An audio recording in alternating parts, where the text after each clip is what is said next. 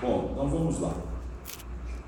Essa parte dessas de hoje, das próximas terças-feiras, vai de Atos capítulo 15, versículo 36, até capítulo 21, versículo 16. Dentro desse cronograma de Atos, a gente vai estar abrindo e fechando alguns parênteses para estudar algumas cartas de Paulo escritas dentro daqueles períodos que a gente vai observar quando na oportunidade, tá? Bom, então vamos lá. Programa Paulino. A gente viu sobre o Concílio de Jerusalém, Atos capítulo 15, que foi a controvérsia que aconteceu entre os judeus crentes versus os gentios crentes. Os judeus crentes queriam que os gentios crentes, além de aceitarem a Jesus como Salvador, observassem os preceitos da lei, principalmente os ritos da circuncisão, as festividades e o regime alimentar dos judeus. Aconteceu o concílio, onde reuniu-se os apóstolos. Esse concílio foi presidido por Tiago, e resolveu-se então não importunar os gentios crentes. Era para eles observarem 4 coisas principais, coisas que estavam associadas ao paganismo, e essas práticas ofendiam os judeus, que era a relação sexual ilícita, a idolatria, comer carne de animal estrangulado e comer sangue. Então, essas foram as 4 observações para que os crentes gentios observassem. O Concílio de Jerusalém enviou carta, junto com a carta enviou 2 representantes para a igreja de Antioquia, que foi a igreja que estava sendo mais atingida com essa controvérsia. Então aconteceu uma paz entre as igrejas naquela região. Aí a gente depois foi estudar, depois do Concílio de Jerusalém, a gente estudou sobre as epístolas que foram escritas num período que precedeu o concílio, que foi a epístola de Tiago e a epístola de Paulo aos Gálatas, que são epístolas mais ou menos ali entre 45 a 49 depois de Cristo, que foi o nosso último assunto de terça-feira passada. Então hoje a gente vai retomar lá, Atos capítulo 15. Então terminou o concílio, a carta foi enviada junto com os representantes e houve paz ali em Antioquia. Então, havendo paz em Antioquia, o trabalho fluindo, Paulo e Barnabé retomam o trabalho de pregação e de ensino naquela igreja. Acontece então de uma nova missão agora ser cogitada. A missão anterior, a gente vê lá em Atos, que a igreja estava reunida em oração, o Espírito Santo falou para separar Barnabé e Saulo para a obra missionária, e toda a igreja aprovou. Desta vez, antes da segunda viagem missionária, foi Paulo quem deu a ideia, conforme a gente pode observar aí em Atos capítulo 15, a partir do versículo 36, que diz assim: algum tempo depois, Paulo disse a Barnabé: voltemos para visitar os irmãos em todas as cidades onde pregamos a palavra do Senhor, para ver como estão indo. Aqui é uma referência à primeira viagem missionária àquelas igrejas que foram estabelecidas nas cidades pelas quais Paulo e Barnabé passaram. Então, resolveram empreender um segundo empreendimento missionário, uma segunda viagem missionária. Porém, desta vez, a gente percebe aqui pelo texto que a ideia foi de Paulo, e a proposta era justamente isso, tornar a visitar os irmãos para ver como eles estavam na fé, e caso fosse necessário, reforçar o ensino do Evangelho. Então a evangelização, nesta segunda viagem missionária, tinha como propósito consolidar, mediante a instrução, os convertidos e organizar ali a igreja. Então a segunda viagem missionária de Paulo tem esse propósito: visitar já os convertidos e as igrejas que estavam se organizando, tá? Então esse é o principal propósito da segunda viagem missionária de Paulo. Bom, resolveram então que fariam esse empreendimento. Porém, Barnabé quis levar consigo o parente dele, João Marcos, aquele mesmo que os havia abandonado lá na primeira viagem missionária. Então, entre Barnabé e Saulo, ou Paulo, né, que começa a ser chamado aqui de Paulo, acontece uma grande discussão. A coisa ali foi feia. Barnabé queria levar Marcos, Paulo falou: não aceita. Então eles se separaram. Barnabé e Marcos vai para a região de Chipre, de onde Barnabé era, de onde ele era oriundo, né? Ele era oriundo de Chipre. E Paulo escolheu Silas, que havia sido um dos representantes do concílio de Jerusalém, que foi enviado lá para Antioquia, e lá permaneceu para poder ensinar, né, e poder transmitir a palavra do Senhor ali, fazer a obra ali. Então Paulo e Silas vão para a região da Síria, passando pela Sicília, Ásia Menor, vão até a Europa e depois voltam pela Ásia, né? Então o que acontece? Aqui houve uma discussão entre esses dois heróis aqui, né? Barnabé e Paulo se separaram. Então a obra de Deus às vezes acontece isso mesmo. Tem discussões, né? Tem brigas, um tem uma ideia, o outro tem outra, um vai para o canto, outro vai para o outro. O que não pode haver é uma inimizade. Confronto de ideia, tranquilo, isso é normal. Barnabé considerava Marcos importante para aquela missão. Paulo não considerou. Só que a gente vê mais na frente, quando Paulo estava preso, Paulo escreveu uma carta pedindo que João Marcos fosse até ele. Porque João Marcos havia se tornado um grande obreiro na obra de Deus. Talvez se Paulo não tivesse dado essa reprimenda em Barnabé e Marcos e recusado a presença de Marcos, talvez Marcos não teria se tornado um bom obreiro. Talvez na segunda viagem tinha soltado a Pedro os dois lá na frente, tinha feito a mesma coisa, tinha sido o mesmo obreiro relapso que foi anteriormente. Então tudo aqui a gente observa que foi um tratamento de Deus para a vida de João Marcos, né? Então a obra de Deus de vez em quando acontece isso mesmo, mas tudo tem que ser para a glória do Senhor, tudo tem que levar para esse propósito, né? Mesmo que haja ranhuras, essas ranhuras não podem se tornar rachaduras e nem uma coisa que seja eterna, né? É o caso aqui de Paulo e Barnabé.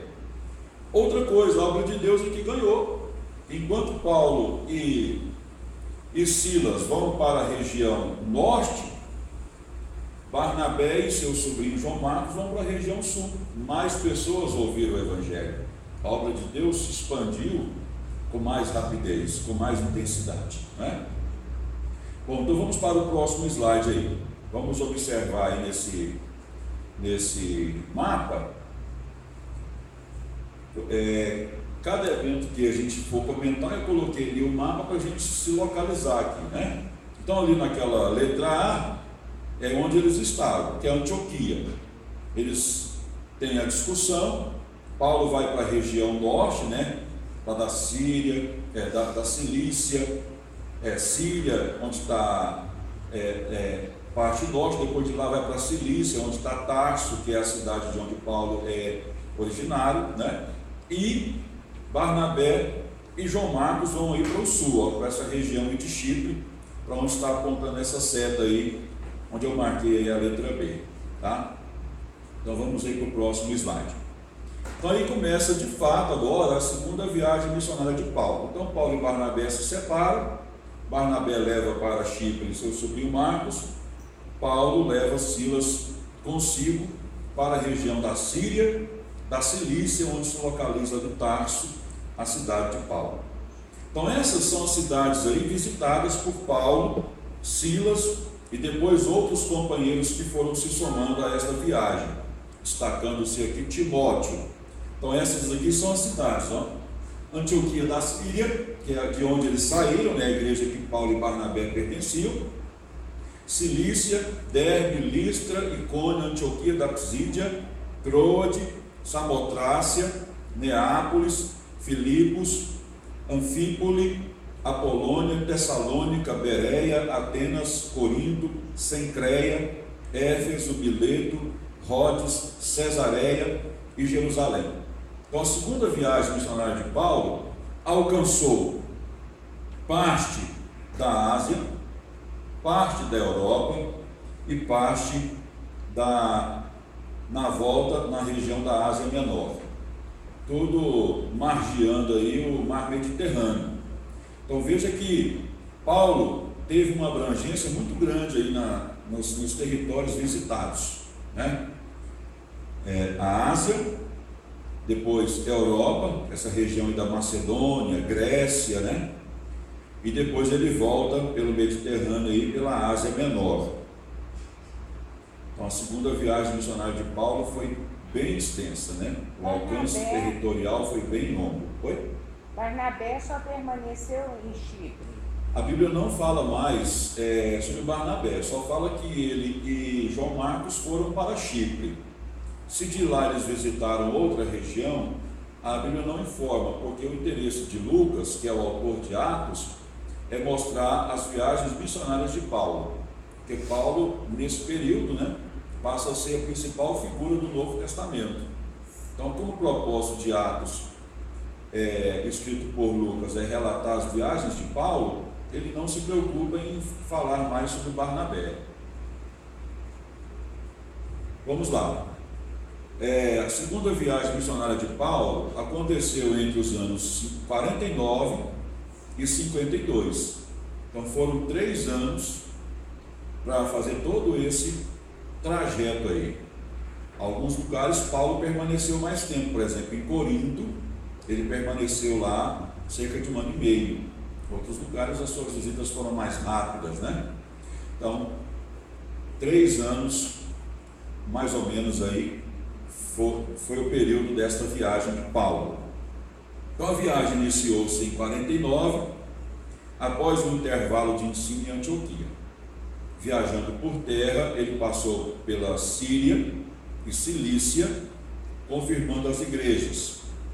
Viajando por terra, prosseguiram ao norte de Tarso e depois ao ocidente. Ali no mapa mostra os primeiros passos da viagem de Paulo, Síria e a Cilícia. Ali tem uma linha seccionada amarelinha, né, mostrando todo o percurso, e cada número daqueles são as cidades pelas quais Paulo e seus companheiros passaram. Bom, chegaram até Derbe e Listra. Em Listra, Paulo encontrou-se com Timóteo. Quem é esse Timóteo? Paulo chegou a escrever 2 cartas para ele, né? Então ele tem uma importância dentro do Novo Testamento. Então esse Timóteo era um jovem convertido, filho de uma gentia, ou de uma judia convertida, e o pai dele era grego. Pelo fato do texto bíblico não dizer grego convertido, dizer só grego, então tudo indica que era só a mãe dele que era convertida, né? Ele era estimado pelos cristãos daquela região. Reconhecendo em Timóteo um valioso auxiliar, Paulo recebeu no seu grupo. Mas aqui a gente tem uma coisa que poderia ser um problema para Paulo. Paulo, na primeira viagem missionária, defendeu a participação dos gentios no Evangelho sem a necessidade deles passarem pelo rito da circuncisão. E esse foi o grande debate do Concílio de Jerusalém, em Atos capítulo 15. Vocês se lembram aí que a gente explicou bastante sobre isso.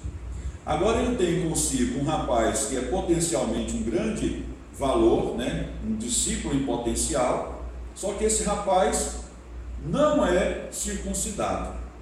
E as próximas cidades que Paulo visitaria seriam cidades cujas colônias judias eram grandes, como por exemplo a cidade de Listra. O que fazer agora? Se Paulo circuncida Timóteo, os judaizantes poderiam bater no peito e dizer: estamos certos.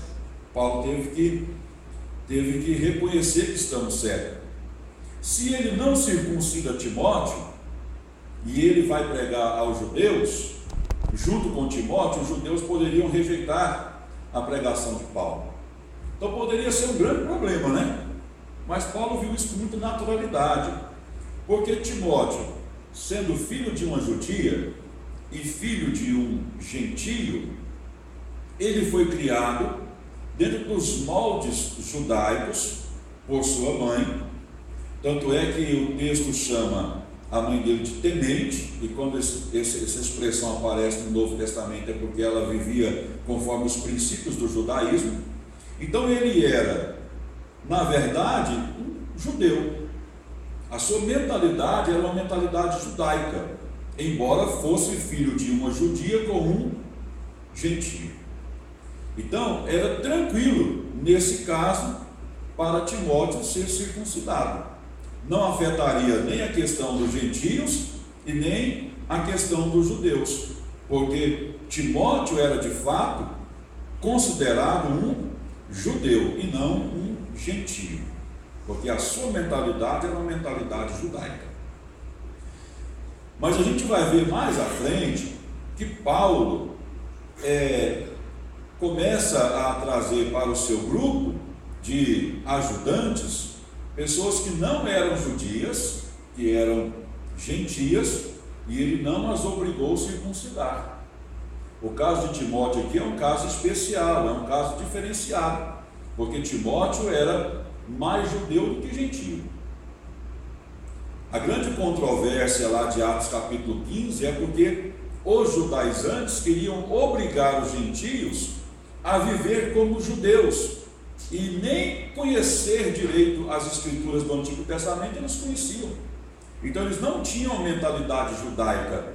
Então impor a eles aqueles princípios judaicos era como se fosse uma agressão a eles.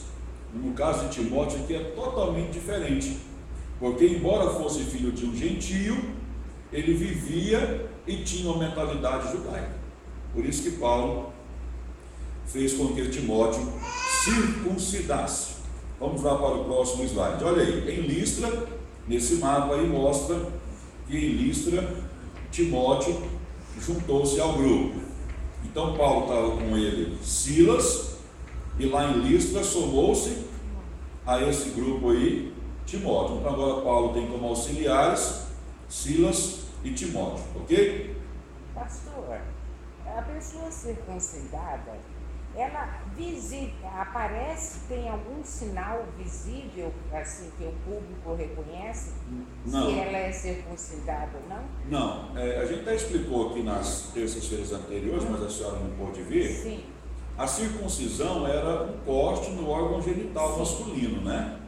Mas além desse corte, assim, no corpo... Não, era só no órgão genital mesmo, né?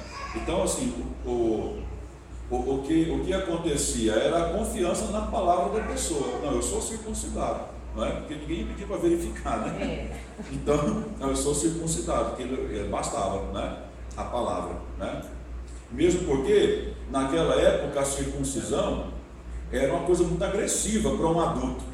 Ele ficava lá vários dias, meio xoxo, né? Até ele se restabelecer, ficava na convalescência ali alguns dias, né? Mas o correto, dentro da perspectiva do judaísmo, era circuncidar o menino com 8 dias de nascimento, porque essa cirurgia não seria tão agressiva, né, para uma criança dessa idade. Já a circuncisão de um adulto era algo muito agressivo, né? Não tinha a anestesia como tem hoje, né? Os recursos como tem hoje. Então era algo assim muito complicado, né? Por isso que o adulto ele se recusava a fazer a circuncisão, porque era uma coisa dolorosa, né?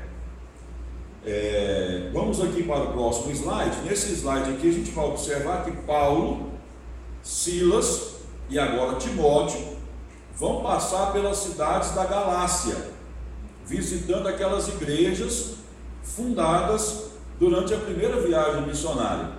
A igreja de Derbe, Listra, Icônio e Antioquia da Psídia. Tá?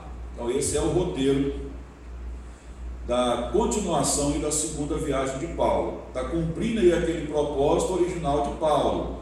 Vamos passar pelas igrejas já estabelecidas durante a viagem anterior, para ver como está a fé deles. Então Paulo passou lá em Derbe, em Listra, Icônio, Antioquia da Psídia, que foram cidades onde Paulo e Barnabé, durante aquela primeira viagem missionária, deixaram ali igrejas estabelecidas. Bom, próximo slide. Terminada a visita à Galácia, Paulo procurou novos campos. Então o primeiro propósito de Paulo qual que era? Visitar as cidades onde já tinha estabelecido igreja. Já visitaram. Paulo, agora não vou voltar para trás, vou procurar novos campos de trabalho, né? Já que eu estou fora de casa, vamos trabalhar para Jesus, né? Mesmo porque ele não tinha, vamos dizer assim, entre aspas, um periquito para dar água, né? Estava só ele, né? Bom, então ele chega aqui diante desta fronteira ocidental da Galácia, que a Bíblia lá chama de região Frígio-Galácia, ou tem algumas versões que fala Frígio-Gálata, ou na NVI fala da Frígia e da Galácia, né?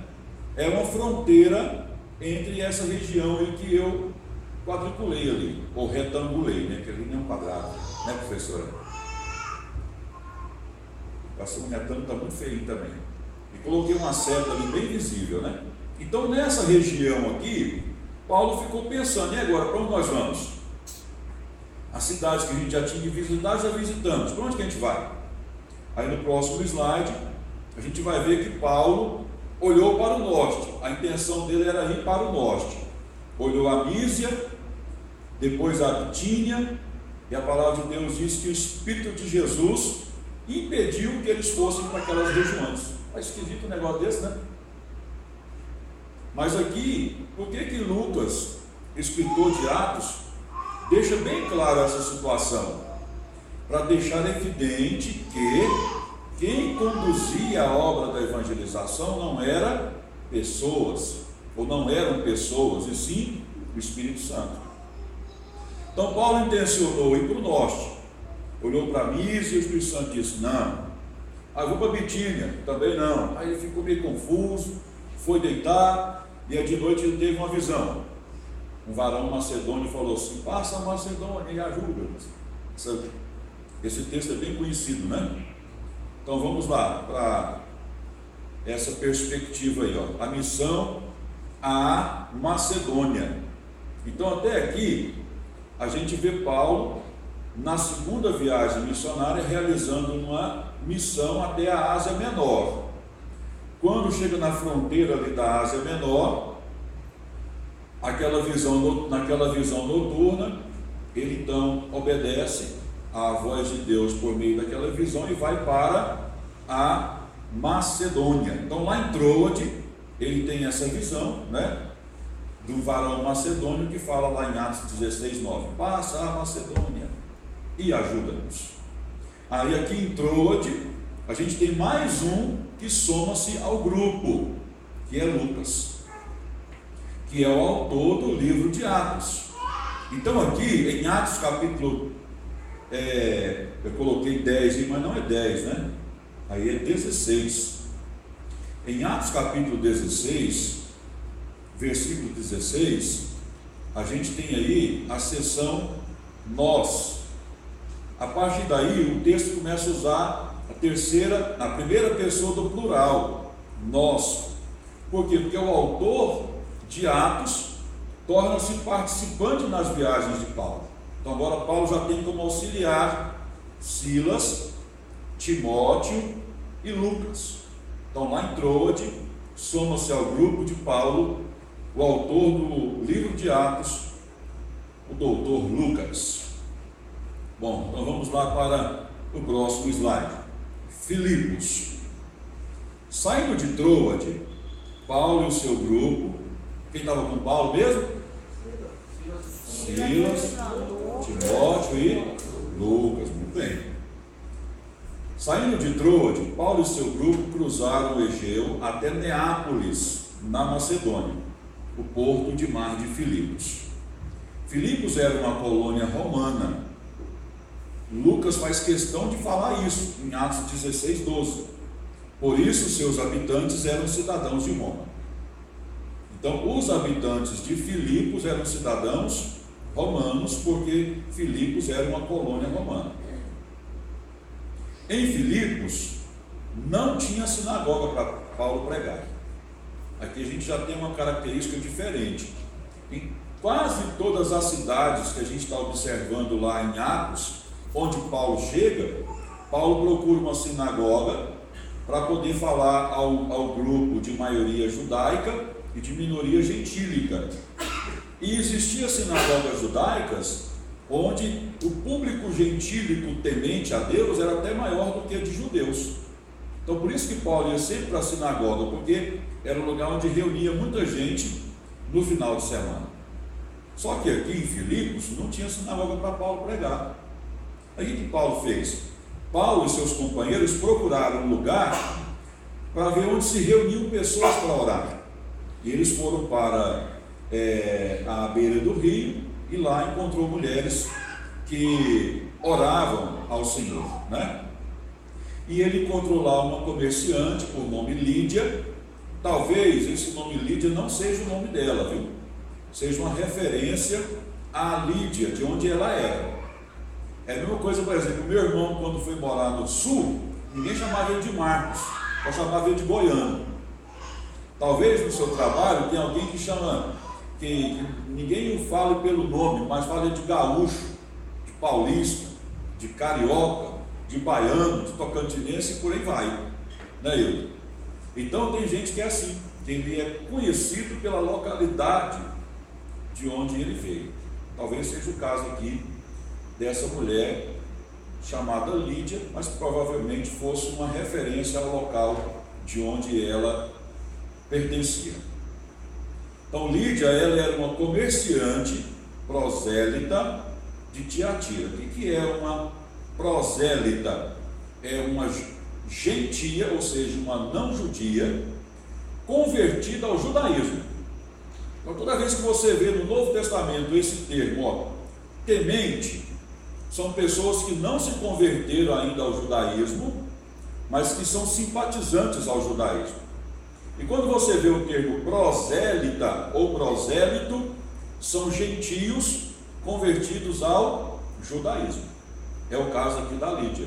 Ela era uma comerciante prosélita de Tiatira, ou seja, uma comerciante gentia convertida ao judaísmo. Ela negociava corantes e produtos têxteis. Ela aceitou a Cristo ao ouvir as palavras de Paulo. O Espírito Santo tocou fundo no coração dela e ela aceitou Jesus e foi batizada. E em seguida ela falou assim: olha, se vocês me consideram uma crente no Senhor, eu ofereço a minha casa a vocês. E aí Paulo e seus 3 companheiros fizeram da casa de Lídia o seu quartel-general, né? Entre aspas aí, quartel-general. Durante o seu ministério na cidade, Paulo expulsou o demônio de uma escrava, uma vidente, que era fonte de renda para os seus donos. Então veja bem, Paulo está lá pregando nas ruas de Filipos. Aí tem lá uma jovenzinha, uma escrava lá, e começa a gritar: esses homens são servos do Deus Altíssimo, né? E fica repetindo essa frase por alguns dias. A intenção daquele demônio que possuía aquela jovem era confundir a mente dos ouvintes de Paulo, porque quando ela falava estes homens são porta-vozes do Deus Altíssimo, isso dava uma dupla interpretação. Aos ouvidos daqueles que eram adeptos do paganismo greco-romano, isso podia soar uma menção a Zeus, porque Zeus era conhecido como Deus Altíssimo. E em Paulo, tendo aquele discernimento do Espírito, que aquela frase era uma frase que podia causar uma compreensão dúbia, e também estava atrapalhando a pregação dele, ele expulsou o demônio daquela jovem, a adivinhadora. O que aconteceu? Ela, liberta, não mais deu-se ao uso de adivinhações, e os senhores daquela escravazinha deixaram de lucrar. Eles então foram até as autoridades de Filipos, levantaram um motim contra Paulo e Silas, pegaram Paulo e Silas, prenderam, despiram eles e bateram nele a terra, bateram neles demais, e depois os encerrou na prisão. Qual que era o argumento daquelas autoridades para prenderem Paulo e Silas e bater neles? Os costumes que nos não é lícito receber nem praticar, visto que somos romanos. Ele estava falando que Paulo estava incitando os romanos a praticarem costumes que não eram dos próprios daquela região ou daquela cidadania. Paulo e Silas então são presos. A palavra de Deus diz que eles foram trancados, numa prisão, amarrados os pés no tronco, e estavam lá de noite, com as costas todo machucadas, todo arrebentado, e eles têm uma atitude surpreendente, que deve ser imitada por todos nós, corpo dolorido, não deviam nada, estavam fazendo a obra de Deus, mas estavam ali como criminosos, foram espancados e humilhados em um lugar muito ruim. Mas eles começam a louvar. Olha que coisa surpreendente, A gente às vezes passa por um probleminha tão pequenininho e a gente se dá a reclamar tanto, Eles aqui estavam fazendo a obra de Deus, distante de seus familiares, trabalhando para Jesus, para salvar vidas, e apanham. Está todo retalhado. E naquela época o costume de quando alguém era chicoteado, o açoite era 40 menos 1. O açoite era tão dolorido, machucava e maltratava tanto a carne, que para não cometer a injustiça de bater 41 vezes, eles contavam só 39. Mas para dizer que não era 40, eles falavam, para não falar que era 39, eles falavam 40 menos 1. Então a coisa era complicada. Eles estão lá todo machucado, todo arrebentado, e começam a louvar. Isso com certeza agradou o coração do Senhor, Então você quer agradar o coração do Senhor, irmão, nada de reclamar, nada de murmurar, Nada disso. Cadê o Timóteo? O Timóteo mais o nosso companheiro Lucas, eles não são mencionados aqui.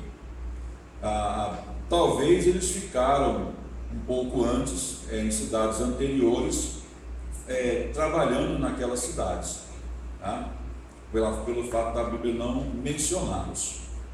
Bom, então eles começam a louvar o Senhor, Deus agrada disso, envia um grande terremoto, as cadeias se abrem, há um grande poeirão ali naquele lugar, e o carcereiro desesperado desembainha a sua espada e vai suicidar.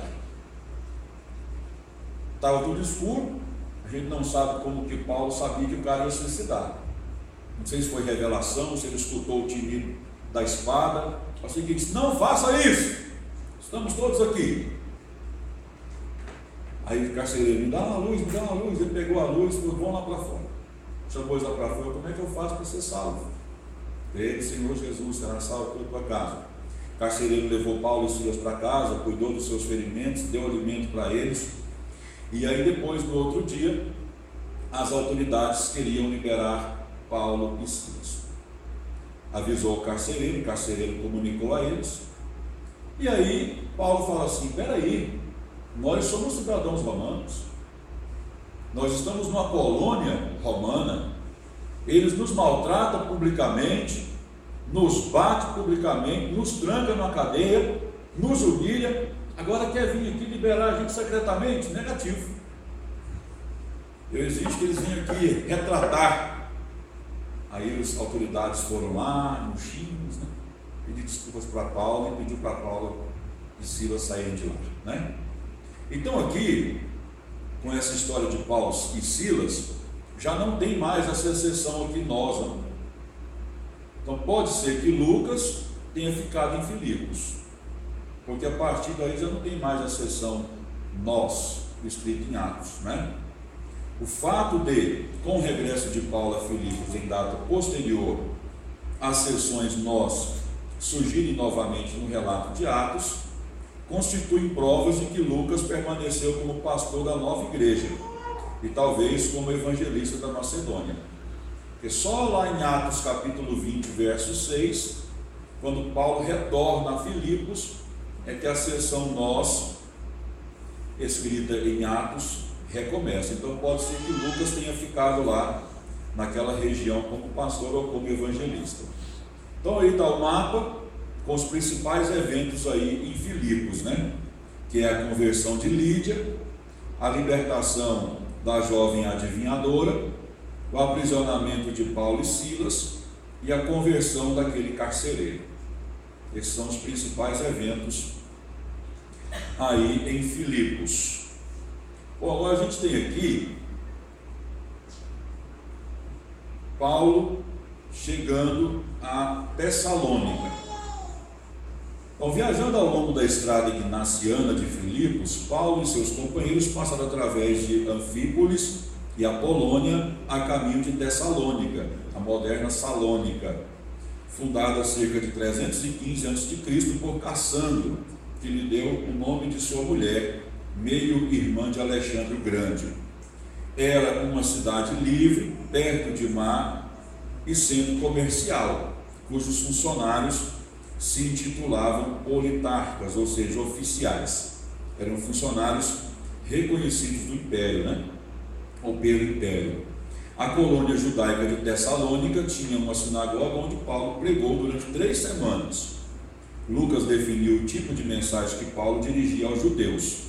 A sua ênfase era que o Messias das Escrituras devia morrer e ressuscitar dos mortos. Uma ideia nova para os judeus que concebiam o Messias apenas como rei. Jesus correspondia à descrição profética e devia ser identificado como o Messias. Então, com essa introdução nova dessa pregação, de que o Messias devia morrer e ressuscitar, que foi contra assim, as ideias dos judeus, porque os judeus, para eles, o Messias seria aquele reinante, governador que viria derrubar as nações, os reinos, né? E estabelecer um reino mundial, né? Aos moldes do reino davídico. Aí Paulo introduz essa pregação. Há uma grande divisão de opinião na sinagoga. Alguns judeus acreditaram, outros, né, não, e houve ali uma grande confusão. Paulo, mencionando esse fato em 1 Tessalonicenses, disse que haviam aceitado a sua mensagem não como palavra de homens, mas segundo é, na verdade, como palavra de Deus, e que se tinham convertido dos ídolos a Deus para servir o Deus vivo e verdadeiro. Então muitos judeus creram na pregação de Paulo e também alguns gregos prosélitos, gregos simpatizantes ou convertidos ao judaísmo. Mas muitos judeus radicais não concordaram com a pregação de Paulo e criaram ali um grande tumulto. Nas epístolas aos Tessalonicenses, o apóstolo Paulo referiu-se várias vezes à tensão entre os convertidos e os judeus que rejeitaram a sua mensagem, e não logrou ocultar o seu desespero pelos ciúmes mesquinhos que os levavam a impedi-lo de anunciar o evangelho de Cristo aos judeus. A oposição foi tão intensa que os evangelistas não puderam permanecer na cidade. Fugiram de noite para Bereia, onde começaram novamente a pregar na sinagoga.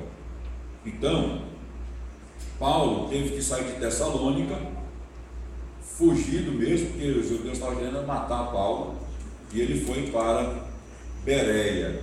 Então, nesse mapa aí, não tem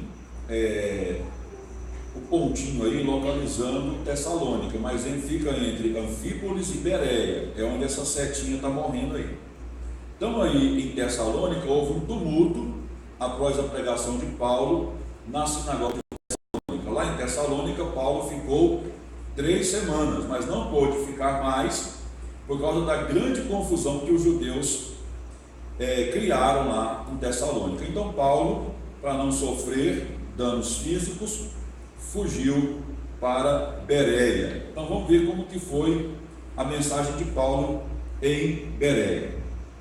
Os bereanos, cidadãos de Bereia, eram assim conhecidos, receberam a mensagem paulina e examinaram cuidadosamente as escrituras para ver se ele dizia a verdade. Então essa foi a diferença dos cidadãos de Tessalônica para os cidadãos de Bereia. Os tessalonicenses, um grupo creu, outro grupo não, mas não houve esse exame das escrituras conforme os bereanos fizeram. As escrituras naquela época eram rolos, e cada livro tinha vários rolos para aquele livro. Então as pessoas não levavam para a sinagoga os rolos sagrados, mas tinham as suas cópias em casa. A sinagoga tinha um grande cesto, e nesse cesto ficavam os rolos sagrados, e a pessoa que ministrava pegava os rolos e lia e explicava para as pessoas. Mas as pessoas tinham os seus rolos sagrados em casa. Os bereanos fizeram isso. Ouviam Paulo, chegavam em casa e iam conferir. Paulo falou sobre isso e isso, vamos conferir aqui, não é? E eles acabaram constatando que Paulo dizia a verdade. Então multiplicavam-se os crentes lá em Bereia. Porém, aqueles judeus encrenqueiros lá de Tessalônica, como ficava próximo de Bereia, foram lá para Bereia atrapalhar a vida de Paulo. Então uma delegação de Tessalônica começou a atacar Paulo. Nada podendo fazer, os crentes puseram-no a caminho como se ele fosse embarcar. Mas em vez de seguir para qualquer porto, Paulo dirigiu-se para o sul e foi para Atenas, onde se encontrava fora do alcance dos judeus. Então Paulo teve que sair de Bereia por causa dos mesmos encrenqueiros lá de Tessalônica, e foi então para Atenas. Apesar da perseguição, a igreja tessalonicense floresceu.